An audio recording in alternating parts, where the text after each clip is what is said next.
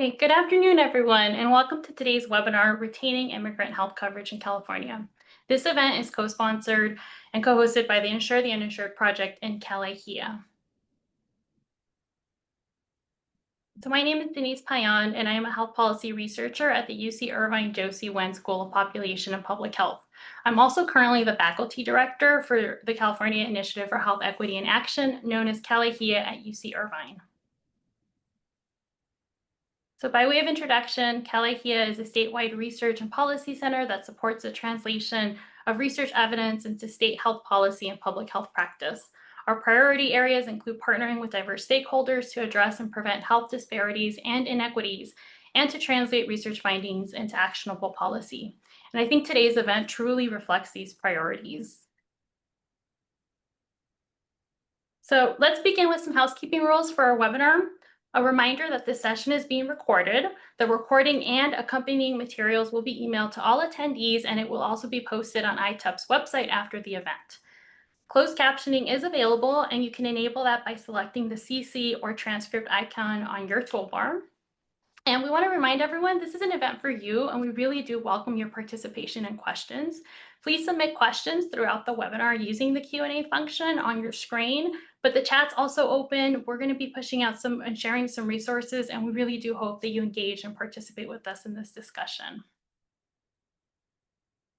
And so I'm really thrilled to partner with ITUP and their executive director to host this convening. You're going to hear from an incredible panel of experts, policymakers, health advocates, and community leaders to discuss what is a really important and extremely timely policy debate that's happening right now in California and nationwide. And to start off, ITUP is an organization that has been a tireless advocate for 3 decades to expand health coverage and access in all corners of our Golden State, with an emphasis on marginalized communities. This event really embodies ITUP's commitment to bring together policy stakeholders and communities to promote equitable healthcare and access for all Californians. And I'd like to introduce our moderator for today. I'm honored that Crispin Delgado, who has over 20 years of experience advancing health equity through policies that elevate community priorities, is moderating today's event. He previously served as a public policy director for Northern California Grantmakers. He was a program officer at the Blue Shield of California Foundation. He's from the city of Richmond and has a strong UC background as well. He earned his bachelor's degree at UC Davis and a master's degree in public policy from the UC Berkeley Goldman School of Public Policy. So please join me in warmly welcoming Crispin, who will be moderating today's event. Great. Thank you so much, Denise. It's my pleasure to be here. I'm Crispin Delgado, Executive Director at ITUP. And, I think that today's conversation is so timely. As a child and grandchild of Mexican immigrants, I understand what's happening in the social political atmosphere and what this means for healthcare coverage. ITUP has worked diligently to champion access to coverage and ultimately care.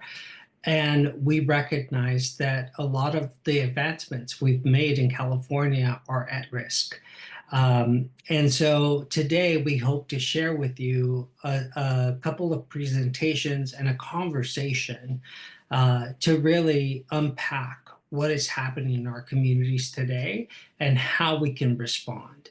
To kick us off, it is my pleasure to invite Assembly Member Dr. Joaquin Arambula to provide us with a legislative welcome. Dr. Arambula represents District 31, covering the Fresno area. Dr. Arambula was first elected in 2016 and is the first Latino physician elected to the California State Assembly. Arambula's experience as an emergency room doctor in Selma forged his determination to improve healthcare for all people, especially the most vulnerable. He saw the emotional toll and the financial hardships of people struggling with illness that could have been prevented with access to quality healthcare. Assemblymember Arambula has worked diligently to address the critical shortage of doctors and medical providers in the Central Valley, to expand workforce development programs and opportunities, and to support veterans and service members. I could say so much more, but we're short on time, so please join me in welcoming Assemblymember Dr. Joaquin Arambula. Buenas tardes y bienvenidos a la conferencia con ITAP. Es mi honor para servir como un representante del condado de Fresno en el Capitolio del Estado. Antes de ser político, trabajó como un doctor para 10 años en una sala de emergencia, donde miró una injusticia cuando nuestros miembros de la comunidad no pueden mirar un doctor regularmente. Quiero dar mis gracias a toda la gente del estado que dar el apoyo para el cuidado de salud para todas las personas.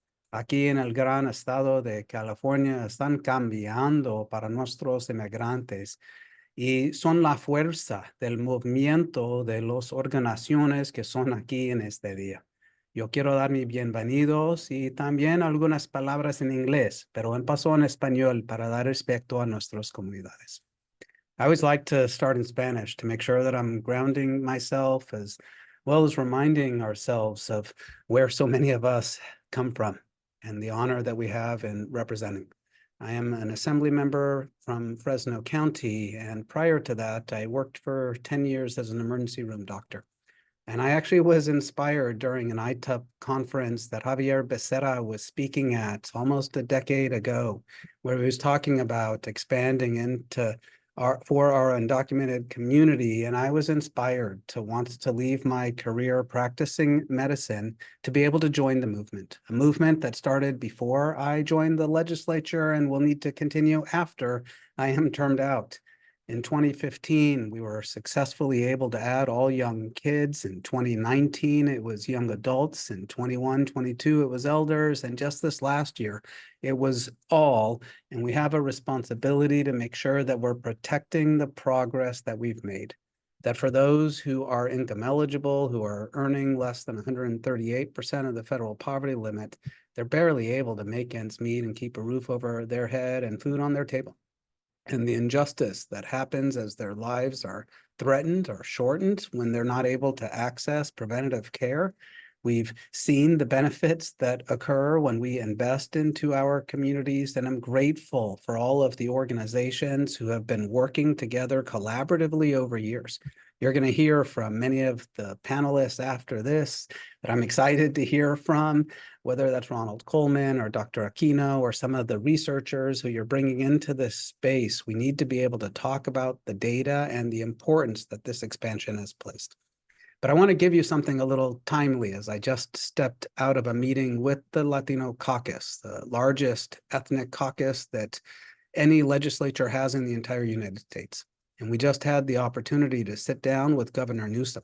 And our top priority speaking with him was the Medi-Cal expansion and the importance of us in protecting the legacy we've had as a state and leading. And the governor reaffirming the need for us to hold the line to protect the progress that we've made. Now that job becomes increasingly difficult as the federal administration has the potential to threaten us with funds. And yet our work is clear before us. It's our job now to roll up our sleeves, to make sure that we're protecting the progress and we're having that care that we know is a human right.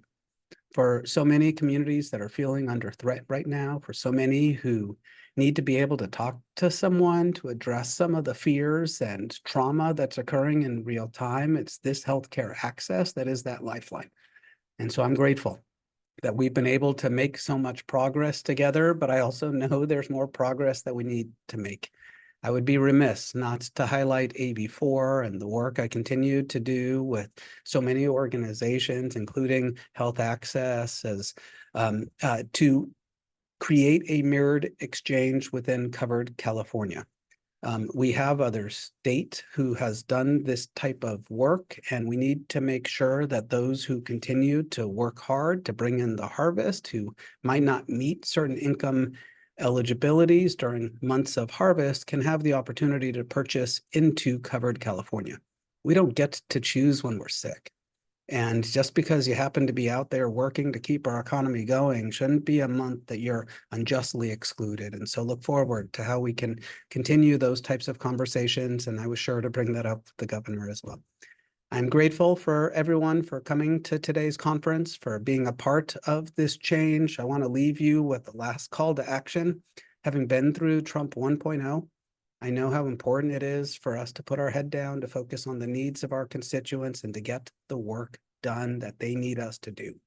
And so I'd ask us not to get distracted by the headline of the moment, but to stay focused on protecting this progress and creating a more equitable healthcare delivery system that all Californians can benefit from.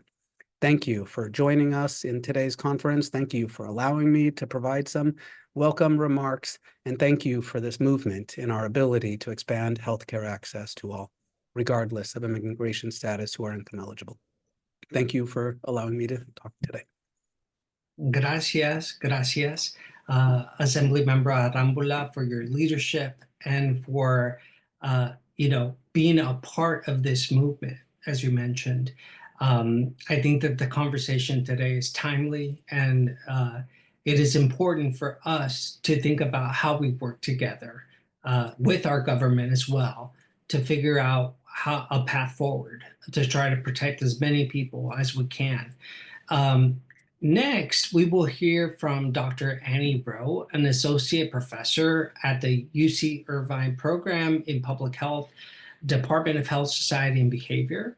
As a health demographer who studies the social determinants of immigrant health, much of the existing work on immigrant health emphasizes how immigrants' unique cultural characteristics, such as ethnic diets or health beliefs contribute to their health patterns. She will be sharing a short presentation for us, and following that, I will kick off our fireside chat.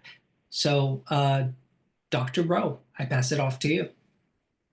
Thank you. Thanks for that introduction, and thanks for the invitation to be here today. I'm going to be providing some policy background and research evidence on immigrant health access and utilization outcomes. Next slide, please. Thanks. So undocumented immigrants are not eligible for the federal Medicaid program, as many people in this audience probably know. So historically, this group has had high levels of uninsurance and low levels of contact with the healthcare system. As the Assembly member explained, California has been at the absolute forefront of expanding the state Medicaid program to undocumented residents, and it's occurred in phases: in 2016 for children, in 2020 for young adults, in 2022 for older adults 50 plus, and in 2024 for the remaining adult population between 26 and 49. And so these expansions have been supported by state funds and collectively have enrolled over almost 1 million people in Medicaid. And I think the natural question for researchers, for policymakers, for the general public is, okay, well, what impact has these expansions had on undocumented immigrants' healthcare use, their utilization, and ultimately their health? So we don't have much of an evidence base yet, especially on the 2022 and 2024 expansions, because they happened recently. But we can look to local programs that have provided coverage in the past for these populations to give us a sense for what we might expect we could see for Medi-Cal expansion. Next slide, please. Counties before Medi-Cal expansion, many counties included undocumented immigrants in their local indigent care programs. One such program was My Health LA, which was run out of Los Angeles County, and it was the county's program for the low-income uninsured residents who did not qualify for Medi-Cal, primarily because of the citizenship and immigration status requirements. This program ran for 10 years. It covered around 130,000 patients annually. It was the largest local program of its kind. And patients enrolled in a primary care home in county clinics and used county hospital facilities and outpatient facilities for specialty inpatient and emergency care. Next slide, please. Thanks. I've been studying My Health LA for the past couple of years, and I think it can provide us some insight into the impact of Medi-Cal expansion because it shared many characteristics of a Medicaid managed care plan. And by studying My Health LA patients, I think we can understand how having regular access to care affects this population's healthcare utilization and outcomes. So I'm going to be presenting some results that we've come up with from, especially from emergency department visits in the Los Angeles County Safety Net Hospital system. So I'm starting first with avoidable ED visits, and these are visits that could have either been handled in the outpatient setting or are symptoms from chronic conditions that indicate poor management in primary care. And we found by and large that My Health LA patients had fewer avoidable ED visits than documented patients, as well as undocumented patients not in My Health LA. So these graphs that you see here on the slide, the blue bars are My Health LA patients, the yellow bars are documented patients, and the tan bars are undocumented patients not enrolled in My Health LA. So for visits related to pneumonia, dehydration, heart failure, and COPD, which is pulmonary disease and asthma, we saw that the My Health LA patients had the lowest levels of these kinds of visits compared to the other patient groups. The one exception was in UTIs, where the 3 patient groups actually had similar levels.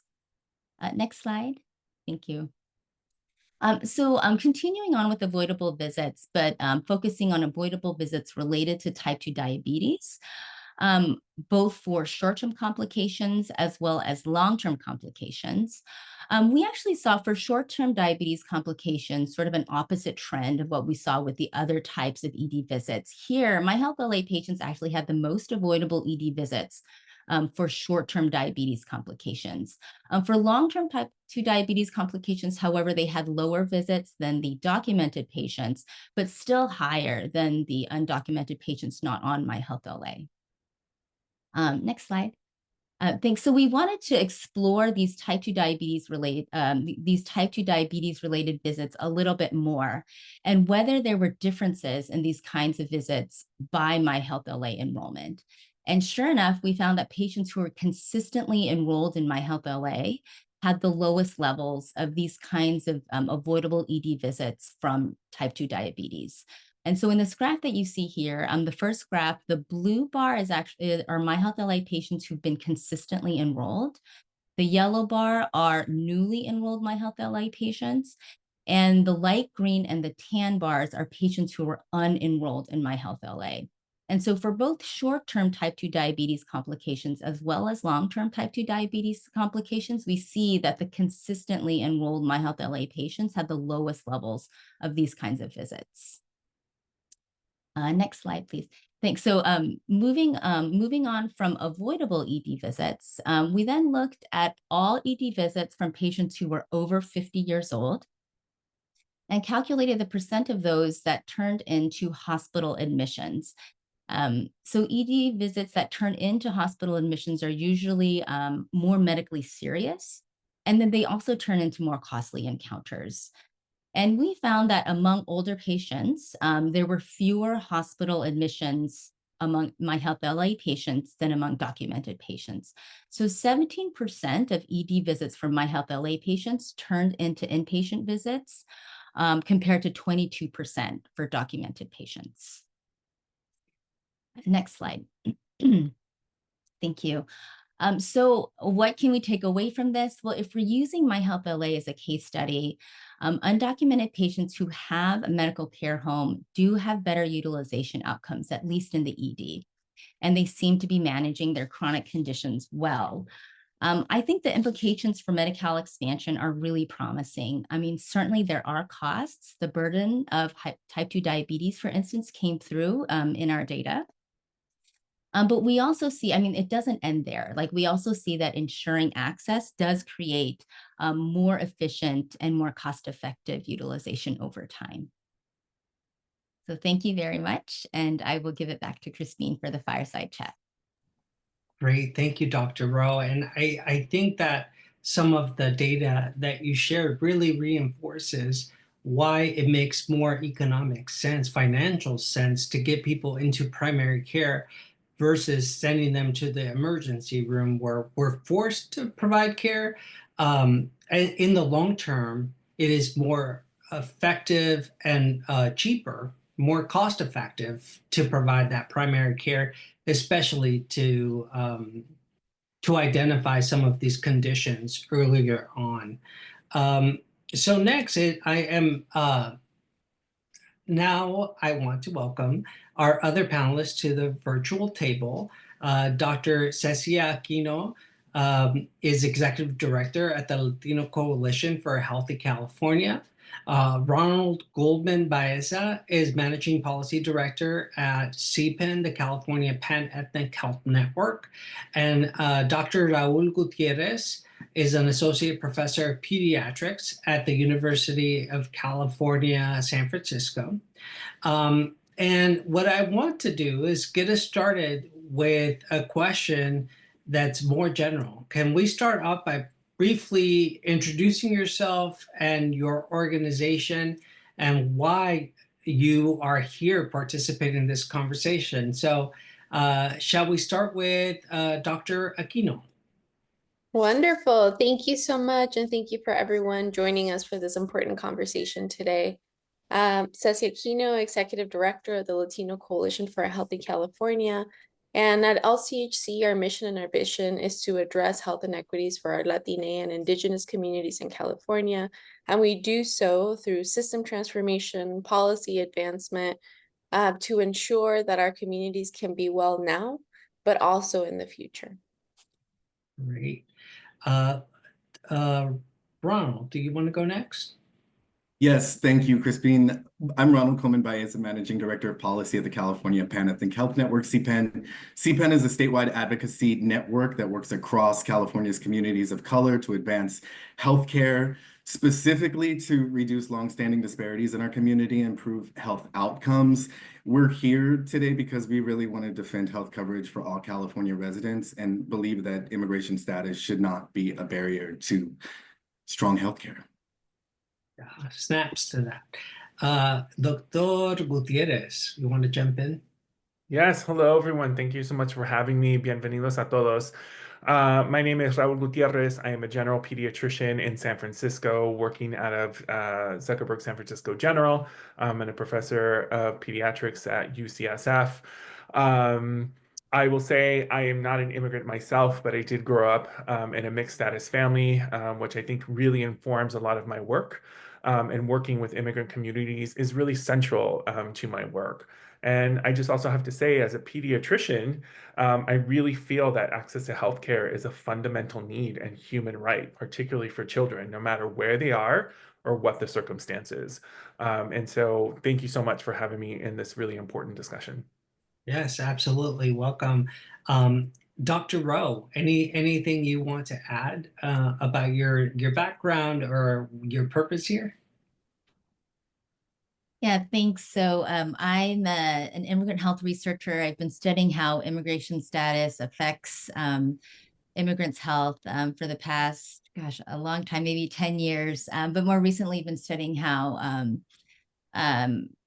undocumented immigrants get their medical needs met in the safety net system. And I think, I've been really excited to see some of the policy changes that have been happening and had some wonderful opportunities to just meet with advocates like the other panelists at this table. So really happy to be here. Thank you. Great, thank you. And, I, like Dr. Gutierrez, I'm not an immigrant. I also grew up in a mixed status family and just understand the struggles that it takes to be able to be seen, to follow up for that continuity of care, having to serve as a translator. I mean, just the whole bit of that. I will take us to our next question. How are your respective organizations responding to any drastic changes or impacts to government programs, funding, and resources by the current administration? We all know that there are several things that have been put out, including trying to pull back some of the coverage demographics of Medicaid, but also there's a racist rhetoric on top of that that targets migrants, specifically immigrants. But yeah, what are your organizations doing around this? Let's start off with Dr. Gutierrez. You're absolutely, yes. I think there are a couple of things that we're really thinking about in terms of, physicians kind of on the ground, working in safety net settings or healthcare systems otherwise, quite honestly. The impact on the immigrant community is much broader this time around.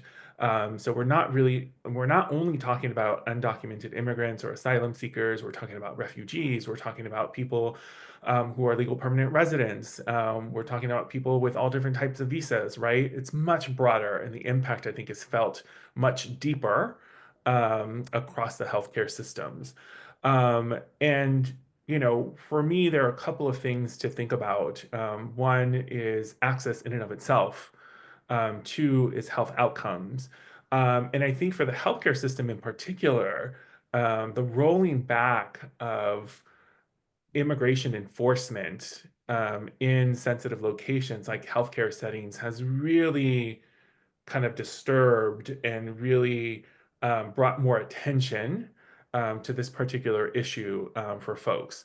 And so I feel like not only UCSF, but other healthcare systems across the board are really thinking about how is this going to affect access and what can we do to make sure to reassure folks that they should continue to enroll in Medi-Cal and continue to access services.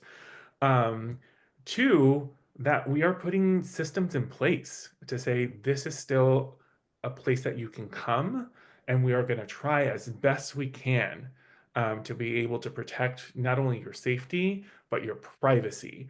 Right? The people are coming to healthcare systems with lots of vulnerability, not only with their health, but now there's this other layer of potential risk. And so I am seeing families who are kind of like, do I really have to take my kid to this specialty, appointment that's not in San Francisco? I really don't want to travel outside of the city, right? I am getting more questions about, can I use this service or that service, which includes using Medi-Cal, and what does that do with my, with my immigration relief journey, and things like that. And then, of course, just the impact, right? How are we talking to families about fear and anxiety, not only amongst themselves, but particularly amongst children? What does it mean that a kid all of a sudden doesn't want to go to school and they're getting headaches and stomach aches because they're afraid that their families might not be there when they come back? Those are real things. And we don't always recognize them, and we have to kind of understand how to talk about it. Yeah. No, such meaningful points that you bring up. And I know that in your earlier statement you talked about COVID-19, and I think that was an unintended social experiment where we saw that communities of color were hit first, hardest, and are taking the longest to recover.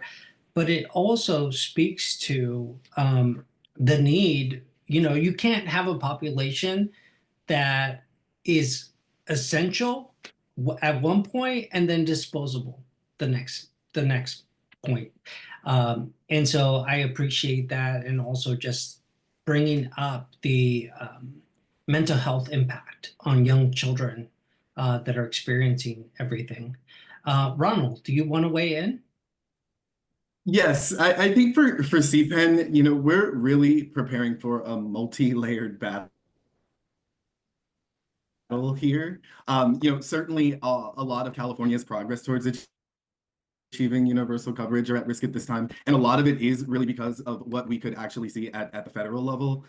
Look, back before we had the Affordable Care Act, 15% of California residents were uninsured or completely ineligible because of their immigration status. And today, we're actually up to about 94% coverage, a little over 94% coverage. Dr. Rambula, who spoke earlier, even has AB4, which in better economic times would further close the gap to get us to a place of getting almost universality by ensuring that undocumented immigrants could participate in covered California. But I think for today, we're just really concerned about what happens if we lose these gains. People will lose the basic healthcare access and the preventable care they have. The primary and specialty care will go away. Think of people that have chronic illnesses that are getting the type of care that they need to stay alive. Behavioral health services are currently available for all Californians. Going back just doesn't necessarily seem like an option, and it is not a reasonable or logical option for families across California, and particularly undocumented Californians who did just gain access to full scope Medi-Cal prior to the Affordable Care Act, prior to us expanding healthcare in California, we know that people live shorter lives. We know that people lived sicker. You know, we know that they had costly trips to the emergency room, and that emergency rooms were often filled with many individuals. We know that many families were also saddled with medical debt, right? We also know that many families were using a lot of home remedies. You know, they're not options that we should expect families to have to rely on in 2025 in one of the most developed countries in the world. And so while California is facing this 6.2 Medi-Cal shortfall, the federal conversation really must be paid very close attention to, because that, I think, is going to be really key in how we might be able to maintain coverage for all California residents. As folks probably heard, the House budget resolution is seeking to cut about $880 billion over the next 10 years from Medicaid. In the Senate, they're looking at about $1 billion.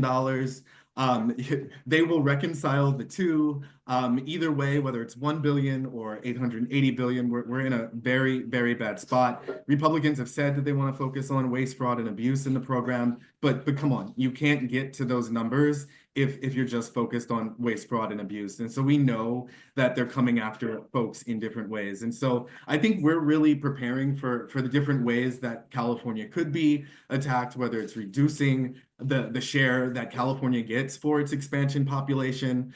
Currently, we're getting 90% for those individuals. And that's important because if we lose that share, it squeezes the state on how they provide the state-only option for undocumented residents as well.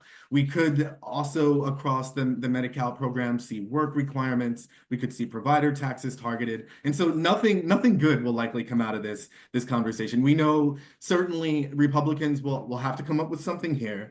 They are in charge and they do need to govern. But certainly we should expect some fiscal challenges to the state. Outside of these federal threats, though, as we know, with the shortfall, Medi-Cal is facing the shortfall because healthcare is just too damn expensive, right? Like we're still engaged in a system where profits are much more important than the health of people in the system. And so because of that, we're facing high costs in Medi-Cal, but we also know that prescription drug costs are high. We know there's a growing senior population. We know that we have been successful in removing unjust exclusions like the asset test and like the exclusion to undocumented folks. And we also still have high enrollment due to the many federal flexibilities that were in place during the pandemic. And it's not like folks just disenroll themselves, right? They're going to be there until they have a redetermination. And so yes, Medi-Cal does have a lot of folks. Despite the headlines, this is not an undocumented problem. Want to repeat, this is not an undocumented problem, despite what the headlines are saying, what we hear from racist legislators. And so last thing I'll say on this is the timeline will be incredibly crucial here, because the federal conversation will likely play out between now and August, before the summer recess. But we also need to look at how that may intersect with the May revise. And the state budget conversation. It's not likely we can really get to federal changes before that budget conversation will play out. But we can discuss a little bit more about how folks can get involved and what that looks like in this conversation. Thank you, Ronald. Cecia, we'll let you weigh in first, and then Dr. Rao. Of course. Thank you so much.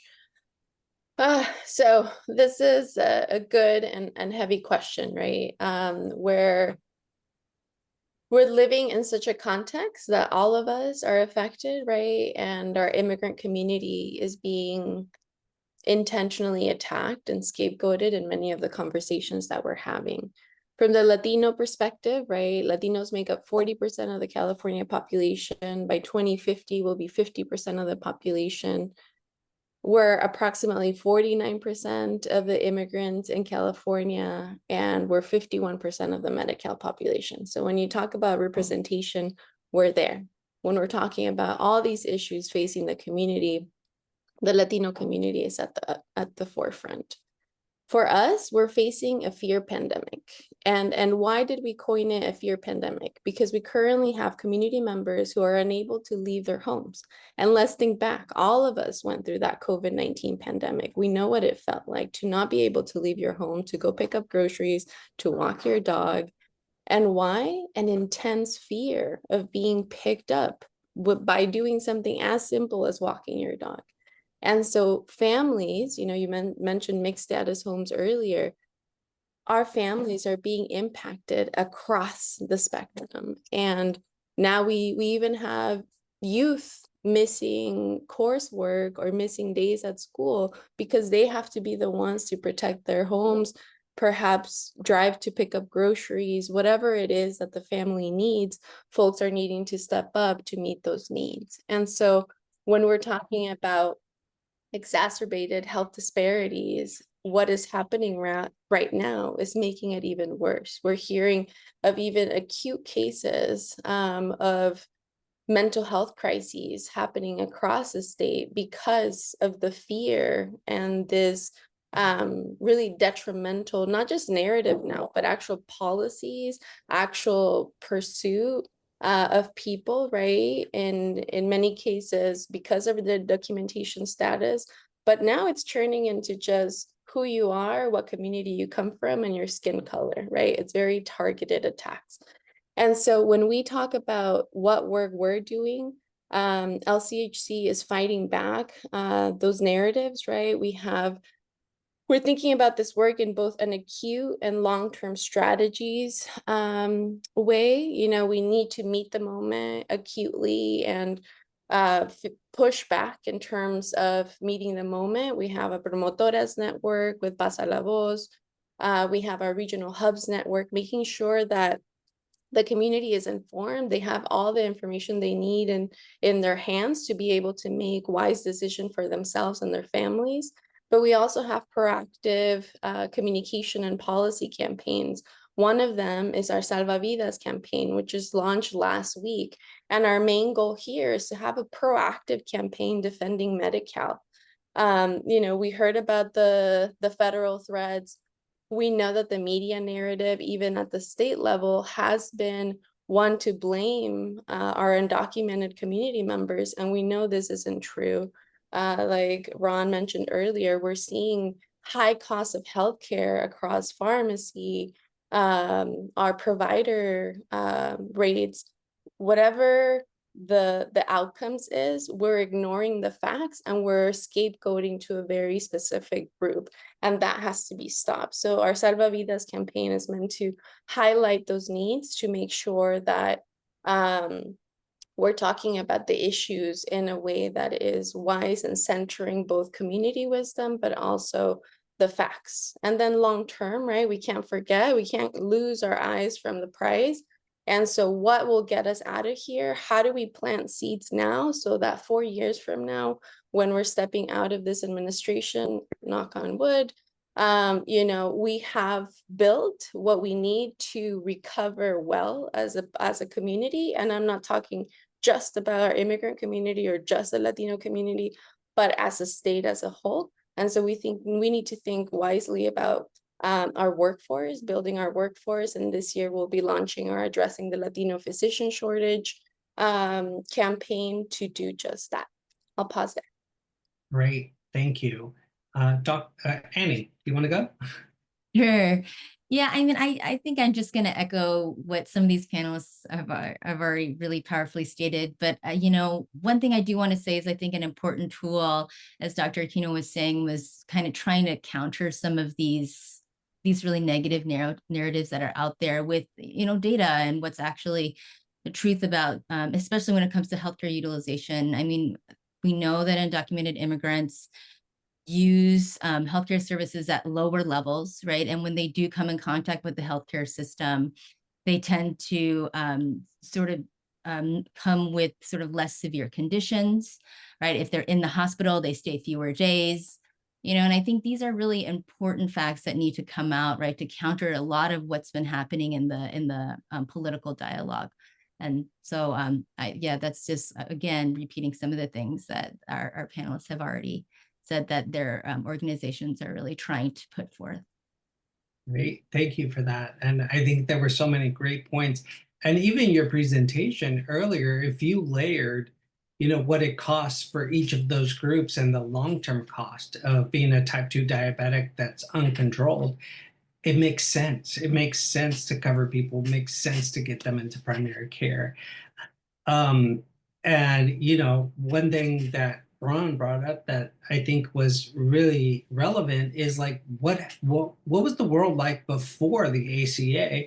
And if I remind us that it's the Patient Protection and Affordable Care Act, which also meant they got rid of pre-existing conditions, which meant before, if you were a victim of domestic violence, you were uninsurable. And insurance, the industry could determine that for you. So, this also, even though it wasn't necessarily intended as an equity advancement, I totally see it as that. Let me go to our next question. The next question we already touched upon, but I'll see if anyone has any additional elements that they want to add, which is how do we tackle the fear and uncertainty that's out there right now?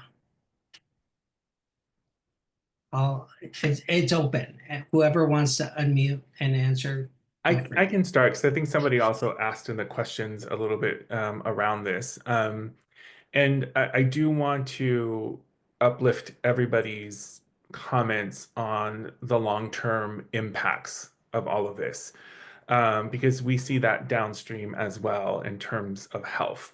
Not only people delaying their care or having exacerbations of their chronic health care, of their chronic conditions, but we know that this increase in fear and anxiety over time that's chronic has an impact on your body. It does affect long-term health and development. And even for those who don't have some of these conditions, right, this type of chronic stress and fear and anxiety that doesn't go mitigated, that isn't well supported, can exacerbate some of these outcomes that we see in our populations. And so we really have to think about the long game as well. We know that there are negative educational outcomes. We know that there's economic instability. We know that it exacerbates poverty. And even, the actual act of family separation and the breaking down of communities has an impact for everyone, as Dr. Aquino was saying, right? This is not just about the immigrant community, but if you break down communities, and many immigrant communities are the core of bigger communities, that impacts everyone. So I think that's really important to keep in mind. And in healthcare settings, right, we're seeing this all downstream, right? And we've made huge strides in California in terms of enrollment. That being said, right, we still have enrollment problems, right? There are still disparities in enrollment, particularly within the Latina community, particularly in the undocumented community. And some of these communities are the ones that are most impacted by disenrollment as well, right? And we know most of the disenrollment issues are administrative things, right? It's people who are not able to navigate the system and need support doing that. But you have to have trust, right? There needs to be some level of trust and community cohesion to be able to support those people. And I think that's where this kind of mitigation of fear is necessary. And even downstream way in the clinics, we have work to do, right? We have to think about awareness. We have to think about the ways we mitigate some of this fear and advocate for inclusive policy, right? So it is important. I think it's imperative that every healthcare system, from the safety net clinic all the way up to the big hospitals, start thinking about their policies and procedures around immigration enforcement in healthcare settings, right? What do those policies look like? The National Immigration Law Center has wonderful resources to be able to do some trainings around that. Some folks are doing a really great job of it. Some folks are not doing as great a job. How do we produce welcoming spaces and be transparent about how we're protecting people's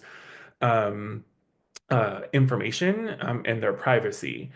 How are we working with our legal colleagues and our CBOs to be able to provide support and refer folks to the places in the community that they trust, and make sure that they're going to those places? Because I really feel like a lot of the stuff that we see in the clinic is not necessarily solved in the clinic. It's solved in the community. And I think that's important for healthcare providers to know. Know your rights across sectors, including healthcare. We have to know this information too. And so there are a bunch of folks who have been really active in thinking about how to put all these resources together to bring awareness to healthcare providers and provide them with the tools to be able to be another component of supporting immigrant families. There's a group of physicians, including myself, who's putting together a website called Everyone Belongs Here.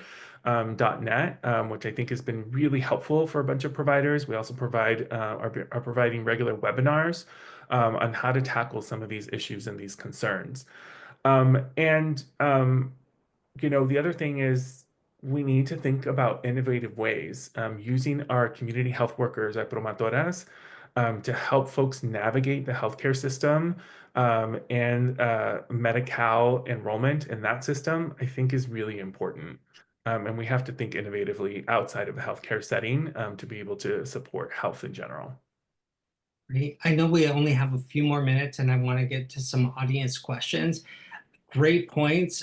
Anyone else want to weigh in quickly before we go to our last question before we go to the audience questions?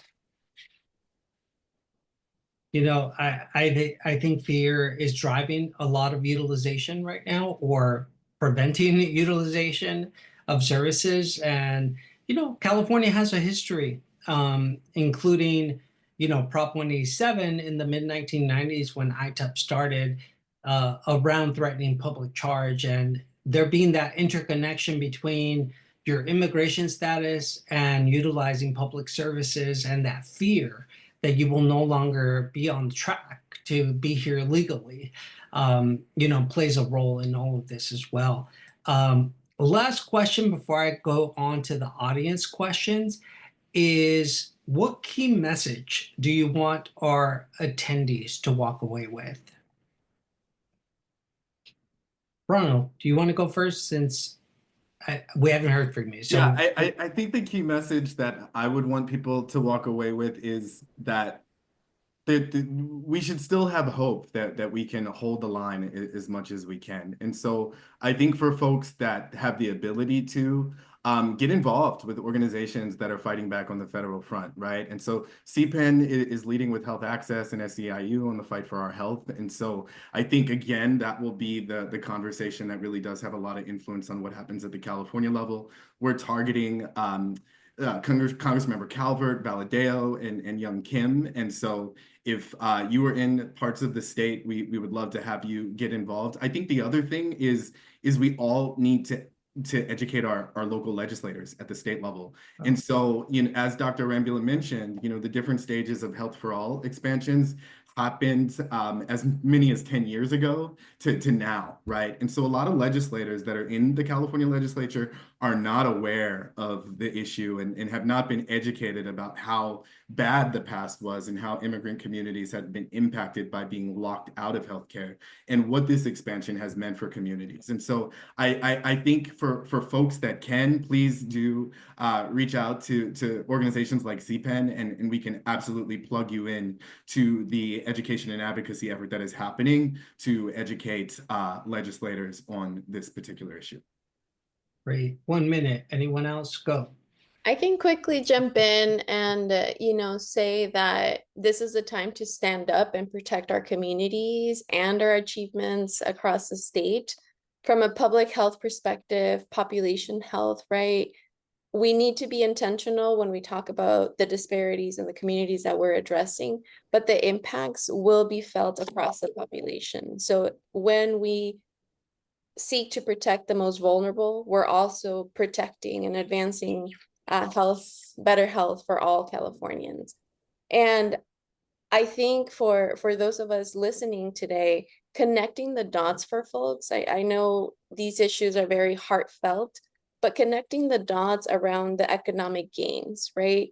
The economic theory of human capital tells us that health is a sound investment. When we invest in the health of the population, that will then show up to work, show up to school, et cetera, we're investing also in keeping a healthy economy. So when we're, so proud to be the 5th largest economy in the world, the only way to stay at that level is by making sure that, and just to give an example, Latinos contribute 83 billion in California state taxes. And our 2022 California Latino GDP was 935.2 billion. So when we're talking about the power of the economy, we're talking about the power of health. So in everything that we do, in every policy, be it a legislative or administrative vehicle, we need to center health. Great point. Dr. Gutierrez, Dr. Bro, anything else that you want to add quickly? Just that increased access to care works. I think the evidence is there, and I think we should be behind it. Thanks. Great. Yeah, the only thing that I'll add is that, no action is too small. Whether it's providing your patients with Know Your Rights cards in the clinical setting to talking to your legislators and bringing some education and awareness, as Ronald was saying, figure out what works for you and where you can plug in. Yeah, great advice. I'm going to move us on to a couple of questions from the audience, given we have a little bit less than 8 minutes left. And I want to be thoughtful about your time and respectful of your time. Some of these I think we already answered, but here's one specifically for you, Dr. Gutierrez. You said systems are being installed to help assure people can get care at medical centers, even though people are more fearful because of sanctuary location policies being changed. What kind of systems do you mean, and what is being installed to help people feel safe when getting care? Right. So one of the things that we talked about was the policies and procedures for protecting sensitive locations like healthcare settings. The state of California has put out a guide to be able to create those policies and procedures from the Attorney General. And there are also similar things for schools and other types of settings. So that's one thing that can be easier or harder depending on the healthcare system and where they land on all of that. But that's one thing to do. Another one is thinking a little bit more. We learned so much about telehealth visits, right? So how can we help continue to bridge the technical divide as well as expand ways in which people can interact with the healthcare system that doesn't mean going to the healthcare setting itself. Folks can also do these things with mobile clinics. We can also support school-based health centers. So healthcare services are where kids are and things like that. So there's a lot of other things that I think that we can do. Please feel free to explore the Everyone Belongs Here webpage. And there are lots of other things and strategies there. Yeah, I would be remiss if I didn't mention this, and I know that this is work both CPEN and LCHC do, which is community health workers and thinking about how do we work with them, because they serve as this connection between the four walls of the clinic and the outside world. And there's a bridge there that we shouldn't ignore or have it be an oversight. Last question that just came in is, how can we provide direct support to immigrants outside of healthcare facilities like escorting, grocery delivery, and take for services? I would say partnerships, first of all. There's definitely a lot of I think a bigger point, and this was probably my takeaway message from all of this conversation that I found really fruitful, is that no one person or one organization is going to solve this. It's about all of us working together, and this not being a Latino issue, a Black issue, an Asian issue. It is a humanity issue. And, we have to come together and really think, because what's going to happen is that they're coming for Mexican Americans today, they're going to go after another group tomorrow. And so as we come together, I think it's just important to recognize systems change takes time. And it also is about coalition building and making sure that we're aligned with what we need and want for California. Right. And, I think that this question about, how do we connect people to social services is an important one because typically if you're eligible for Medi-Cal, you're also eligible for other programs. And we have more work to do. If we're really trying to push an equity agenda, we need to make sure that people are not only having their healthcare needs met, but also their social needs, because there's no point in prescribing people insulin if they don't have a refrigerator, right? If they're homeless, there's kind of a bigger problem that needs to be solved before we can get them under control.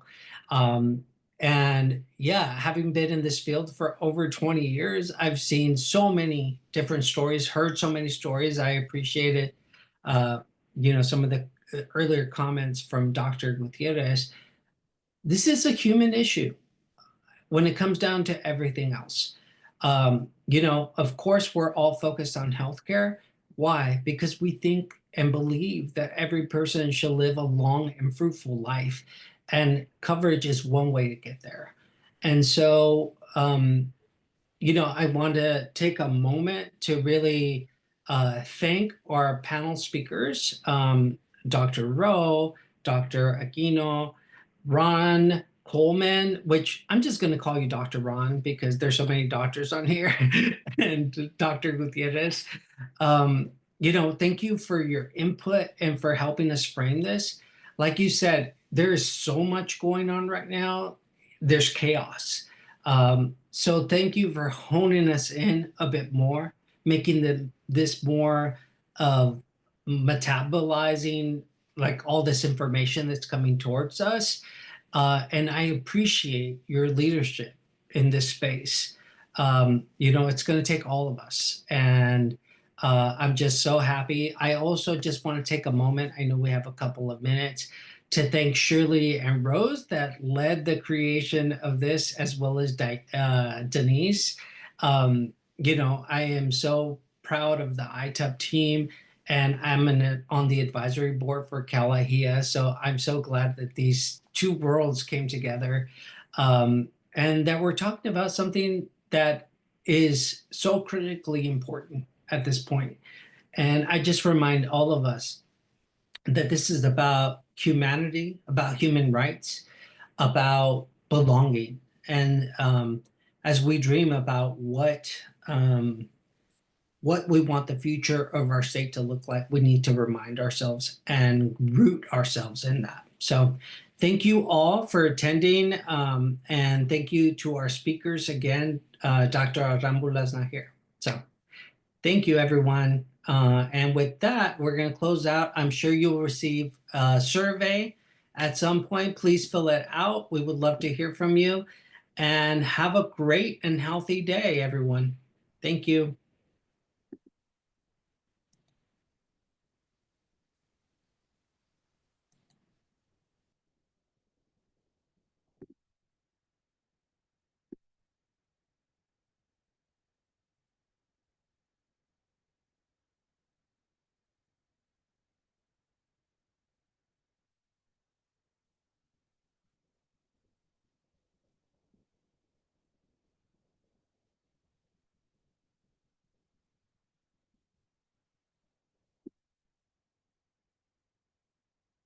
Thank you so much, everyone. Bye. Bye. Thank you. Thank you. Take care. Good to see you, Cecia. Good to see you.